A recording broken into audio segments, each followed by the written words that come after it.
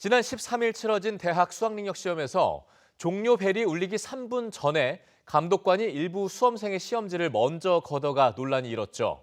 그런데 비슷한 사건에서 법원이 최근 수험생 1인당 700만 원을 배상하라는 판결을 내린 사실을 EBS 취재 결과 확인했습니다. 네, 기존 판례보다 배상액이 2배 이상 높아진 것으로 시험 관리에 대한 국가 책임을 엄중하게 본 건데요. 비슷한 소송에도 영향을 미칠 수 있을지 관심이 쏠립니다. 박광주 기자가 단독 취재했습니다. 지난 2023년 시행된 2024학년도 대학 수학능력시험 1교시 국어 영역. 서울 경동고등학교 시험장에선 종료령이 다른 고사장보다 1분 먼저 울리는 사고가 발생했습니다. 담당 감독관이 종료령을 조작하는 과정에서 시간을 착각했던 겁니다. 고사장 측은 실수를 인정하고 2교시 이후 추가로 답안 작성 시간을 줬지만 수험생들의 집단 소송으로 이어졌습니다.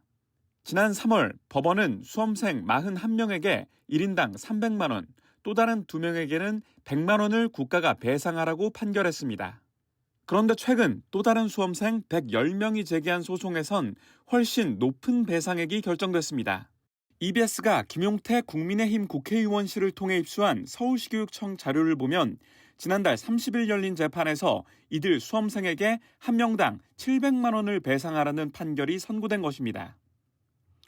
앞선 사건 배상액보다 2배 이상 높아진 수준입니다. 수능 시험이 수험생들에게 갖는 중요성을 고려해 피해 수험생들의 정신적 고통이 명백하고 이를 관리하는 과정에서 국가 책임이 엄중하다고 판단한 겁니다. 서울시교육청은 위자료가 과도하다며 열흘 전 고등검찰청에 항소 의견을 제출했습니다. 법조계는 이번 판결의 배상액이 높아지면서 지난 3월에 내려진 판결 역시 2심에서 영향을 받을 수 있다고 보고 있습니다. 한 문제 때문에 확실하게 떨어진 그런 증거나 정황이 있다. 이런 걸 입증을 했다면 피해 금액은 좀 달라질 수는 있거든요. 쪽에서 더 높게 받아버리면 그 다음 재판이 2심에서 확실히 영향을 받을 수는 있을 것 같아요. 기존 최대 300만 원 선고가 이뤄졌던 재판부의 2심 선고는 오는 26일에 내려질 예정입니다. 최근 2026학년도 수능에서도 서울 청담고 시험장에서 종료 3분 전 시험지를 미리 거둔 사실이 확인돼 서울시 교육청이 경위 파악에 나선 상태입니다.